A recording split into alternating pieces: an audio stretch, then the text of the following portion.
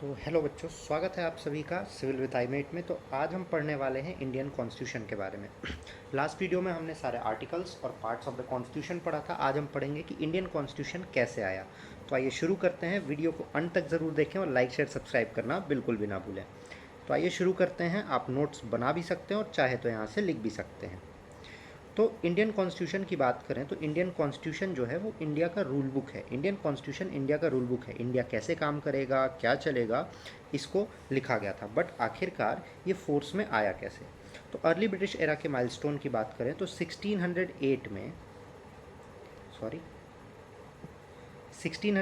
में British India में arrive किए अंडर ईस्ट इंडिया कंपनी। तो ये लोग जो आए थे, ये ट्रेडर्स आए थे, ये ट्रेडिंग राइट्स पे ही काम करते थे। ये ट्रेडिंग राइट्स इन्हें किसने दिए थे?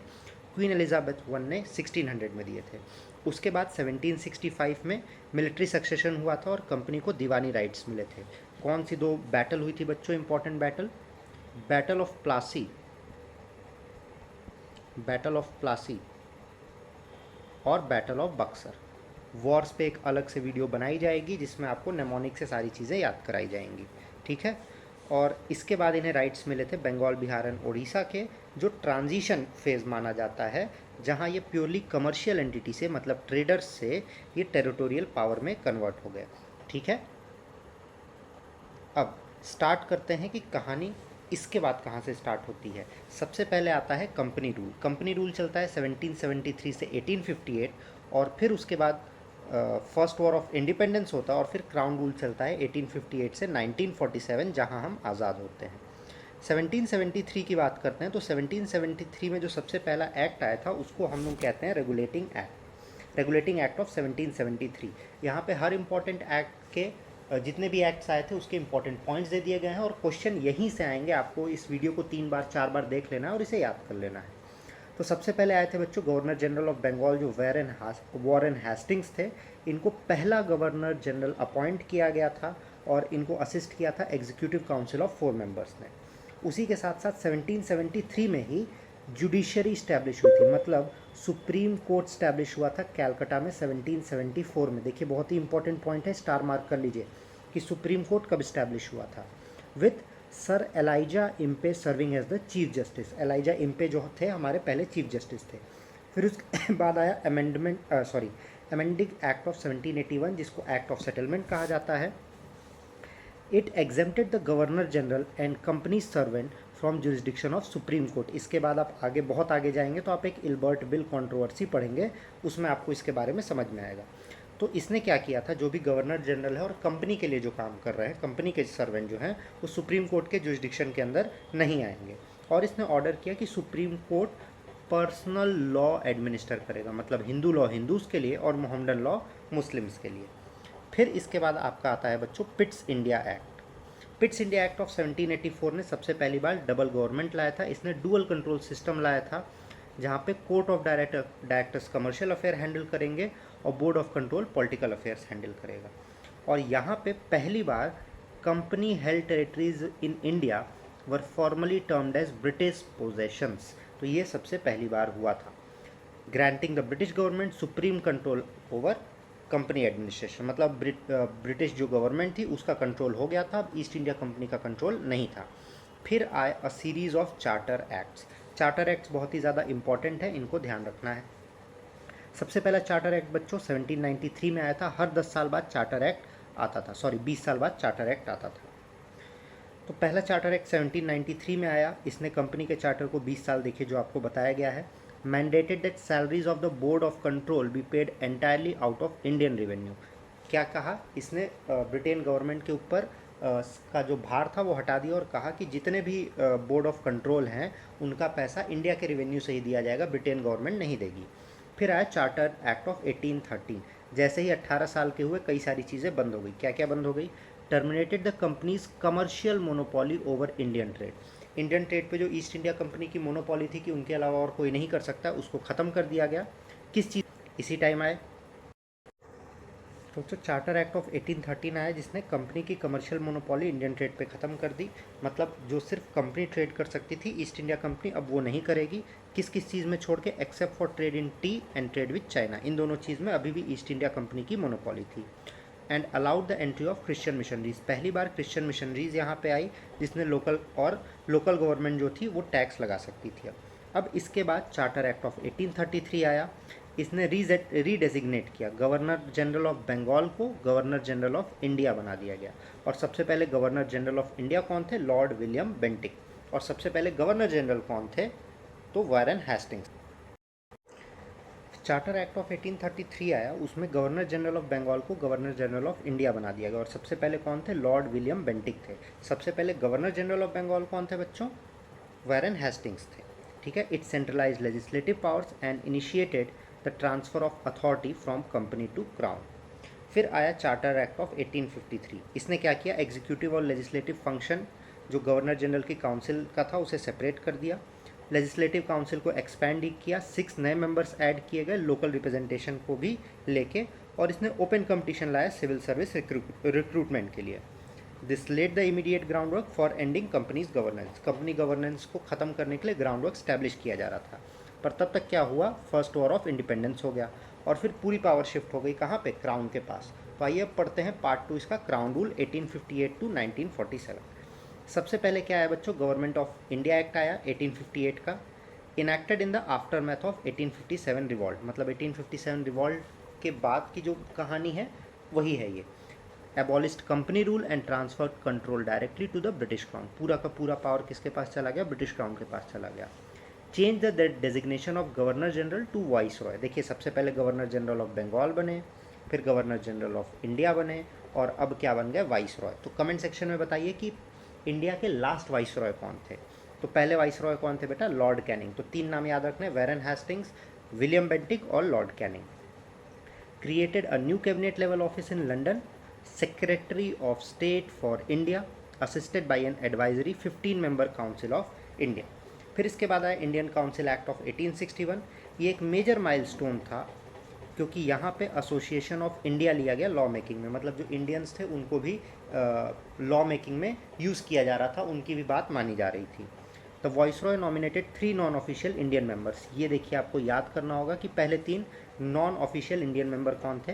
Raja of Banaras, Maharaja of Patiala and sir Dinkar Rao. ये 3 लोग थे जिसको सबसे पहली बार non official Indian member introduce किया गया था। फिर initiated decentralisation by restoring legislative powers back to the Bombay and Madras presidency, introduced portfolio system and empowered the viceroy to issue emergency ordinance। कब तक वैलिड थी? 6 महीने तक। अब बताइए कि अब जो हमारे प्रेसिडेंट होते हैं अगर वो ऑर्डिनेंस इशू करते हैं, अगर वो इमरजेंसी इशू करते हैं, तो कितने महीनों में उनको एसेंट लेना पड़ता है पार्लियामेंट का। फिर इंडियन काउंसिल एक्ट आता है 1892 का। ये बहुत खास नहीं था। It introduce limited and indirect provisions for election to fill non official seats in legislative council, though the explicit term election was carefully avoided. इस टर्म को कहीं भी यूज़ नहीं किया गया था। ठीक है। अब बात करते हैं इंडियन काउंसिल एक्ट। ये दोनों से बहुत ज़्यादा क्वेश्चन आते हैं तो इनको ध्यान रखिएगा। इंडियन काउंसिल एक्ट ऑफ 1909 को मॉर्ले मिंटो रिफॉर्म्स कहा जाता है। लॉर्ड मॉर्ले जो थे वो सेक्रेटरी ऑफ स्टेट थे और लॉर्ड मिंटो वाइस रॉय थे। फर्स्ट टाइम एसोसिएशन हुआ था इंडियंस का वाइस रॉय की एग्जीक्यूटिव काउंसिल का। Satyendra Prasad Sinha became the first Indian member. Satyendra Prasad Sinha पहले आपके इंडियन मेंबर बने थे, लॉ मेंबर। अब देखिए यहाँ पे एक इंपॉर्टेंट बात है जिससे क्वेश्चन आता है। Introduce the system of separate electorate for Muslims, और इसीलिए इनको फादर ऑफ कम्युनल इलेक्टोरेट कहा गया था। मुस्लिम्स के लिए एक अलग से ही कर दिया गया था कि मुस्लिम्स को सिर्फ मुस्लिम्स वोट कर सकते हैं और कोई वोट नहीं कर सकता है। तो कम्युनलिज्म यहीं से फैला था। फिर गवर्नमेंट ऑफ इंडिया एक्ट आता है 1919 का, जो मॉन्टेगू क्लेम्सफोर्ड रिफॉर्म है। Based on August 20, 1917 British declaration pledging the gradual introduction of responsible government. पहली बार ऐसा कुछ हो रहा था। It came into force in 1921 to increase decentralization and participation. तो आपसे पूछा जाएगा कि पहली बार डिसेंट्रलाइजेशन कहाँ किया गया, तो आप कहेंगे यहीं पे किया गया। और इसने क्या किया? प्रोविंशियल डायआर्ची लाई। डिसेंट्रलाइजेशन सेंटर में हटा के प्रोविंशियल डायआर्ची ले आए थे ये। तो प्रोविंशियल के एग्जीक्यूटिव सब्जेक्ट को 2 डिस्टिंक्ट कैटेगरी में डिवाइड किया था। तो ये बात याद रखिएगा। ठीक है। सेंट्रल में डिसेंट्रलाइजेशन किया था और डायआर्ची प्रोविंस में लाई थी। कुछ रिजर्व सब्जेक्ट्स थे जो गवर्नर और एग्जीक्यूटिव काउंसिल के लिए थे। Law and order, police, land revenue, irrigation और ट्रांसफर्ड सब्जेक्ट थे जो गवर्नर और मिनिस्टर दोनों के थे। जैसे education, health, agriculture, local self government, जैसे कि आज हमारे इंडिया के 7th शेड्यूल में है। 7th शेड्यूल कमेंट करके बताइएगा क्या है बच्चों। फिर it introduced a bicameral central legislature, bicameral central legislature for the first time consisting of council of state, upper house and legislative assembly, lower house, जो कि हम आज भी यूज़ करते हैं। Established a central public service commission, जो कि आप यूपीएससी को जानते होंगे, मतलब उस वक्त यूपीएससी नहीं था, अब हो गया है।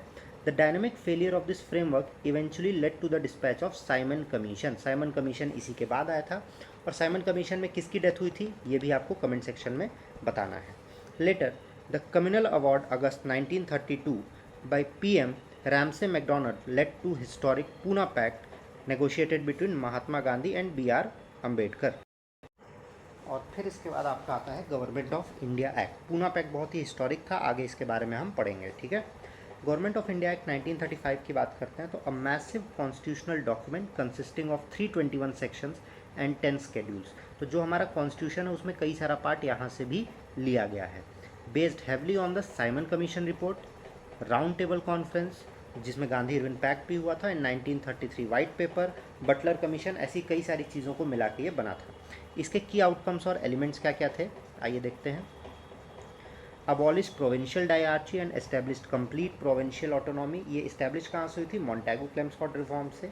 Introduce diarchy at the central level, central level पे डायआर्ची कर दिया, and a central bicameral system. Bicameral जैसे अभी भी हम सेंटर में देखते हैं, Lok Sabha and Vidhan Sabha. Federal assembly and council of state, extended franchise voting rights to approximately 14% of the population, सबको नहीं दिया गया था। रिजर्व बैंक ऑफ इंडिया और फेडरल कोर्ट स्टैब्लिश हुआ था 1935 एंड 1937 में, and orchestrated the administrative separation of Burma from India, Burma को यहाँ पे गायब कर दिया गया कि बर्मा चल निकल।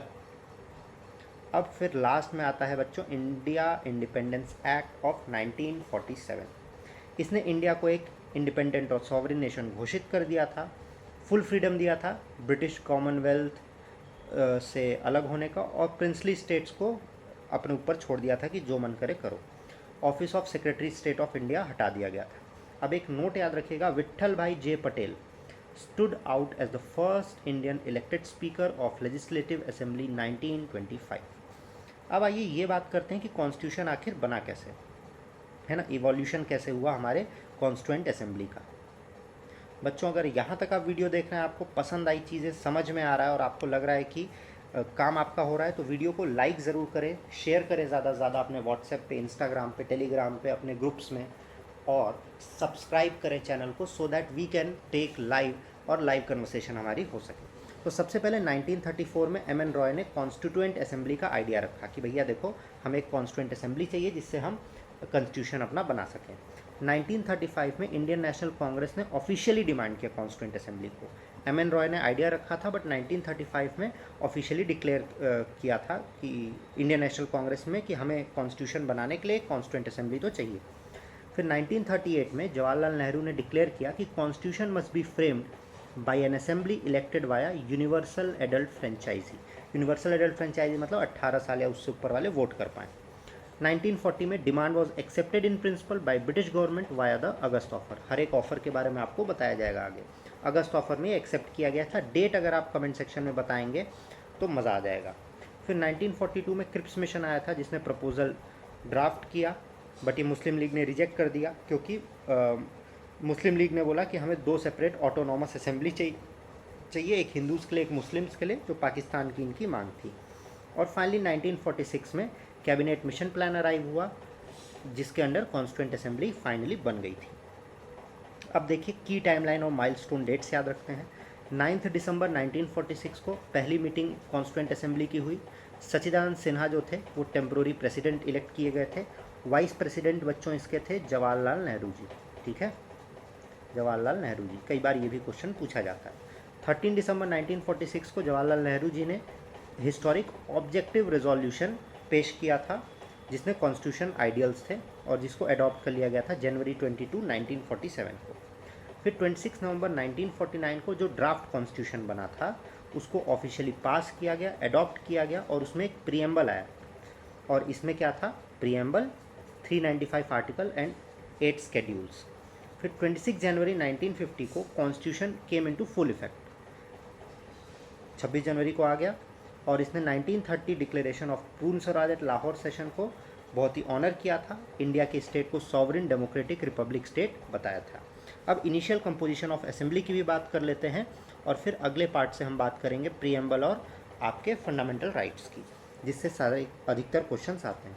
इनिशियल कंपोजिशन ऑफ असेंबली की बात करें तो टोटल स्ट्रेंथ 389 मेंबर्स थे, 296 ब्रिटिश इंडिया थे और ब्रिटिश इंडिया से थे और 93 प्रिंसली स्टेट से थे। ये नंबर आपको एग्जैक्टली याद करना होगा कि 389 थे, 296 ब्रिटिश इंडिया से थे और 93 प्रिंसली स्टेट से थे। सिलेक्शन मेथड कैसा था, कैसे इनको सेलेक्ट किया गया? प्रिंसली स्टेट मेंबर जो थे वो अपने रिस्पेक्टिव रूलर के द्वारा नॉमिनेट किए गए थे। ब्रिटिश इंडिया मेंबर्स को इनडायरेक्टली इलेक्ट किया गया था प्रोपोर्शनल रिप्रेजेंटेशन के थ्रू। तो अगर आपसे पूछता है कि सिलेक्शन कैसा था, नॉमिनेशन था कि इलेक्टेड थे, तो आपको लिखना होगा कि दोनों था। अब अथॉरिटेटिव टेक्स्ट नोट एक याद रख लीजिए कि ओरिजिनल डॉक्यूमेंट में ऐसा कोई रूल नहीं था जिसमें ये कहा गया कि हिंदी टेक्स्ट को ही हम यूज़ करेंगे। It was remedied by 58 constitutional amendment act of 1987, जिसने एक आर्टिकल इंसर्ट किया 394A इंटू पार्ट 22। ठीक है, तो ये था आपका पूरा कॉन्स्टिट्यूएंट असेंबली का पार्ट। अब जानते हैं कि कौन कौन सी कमेटी किसने चेयर की थी। ठीक है, क्योंकि ये भी क्वेश्चन पूछता है। यूनियन पावर और स्टेट्स कमेटी, जितनी भी यूनियन पावर की कमेटी थी और स्टेट्स की कमेटी थी, उसके हेड जवाहरलाल नेहरू थे। प्रोविंशियल कॉन्स्टिट्यूशन कमेटी के हेड थे सरदार वल्लभ भाई Patel. Advisory committee on fundamental rights, minorities, tribal and excluded areas के सरदार वल्लभ भाई पटेल थे। रूल्स ऑफ प्रोसीजर कमेटी और स्टीयरिंग कमेटी के डॉक्टर राजेंद्र प्रसाद थे। देखिए, माइनॉरिटीज़ जैसे ही आए बच्चों के दिमाग में आता है कि अंबेडकर साहब ने किया होगा, बट माइनॉरिटीज़ के लिए सरदार वल्लभ भाई पटेल ने किया था। ठीक है, और अगर आप ये बताएंगे कि वल्लभ भाई पटेल को सरदार किस जगह से मिला था, किस लिए मिला था, तो आपकी तैयारी हमें समझ में आएगी। ड्राफ्टिंग कमेटी में B.R. अम्बेडकर हेड थे। की मेंबर और भी थे K.M. मुंशी, अलादी कृष्ण स्वामी अय्यर, N. गोपाल स्वामी अयंगर, मोहम्मद सादुल्ला, B.L. मित्तर, N. माधव राव। तो यहाँ पे ख़त्म होता है पूरा आपका बच्चों इंडियन कॉन्स्टिट्यूशन। तो मिलते हैं आपसे अगले वीडियो में। लाइक शेयर सब्सक्राइब करना बिल्कुल भी ना भूलें।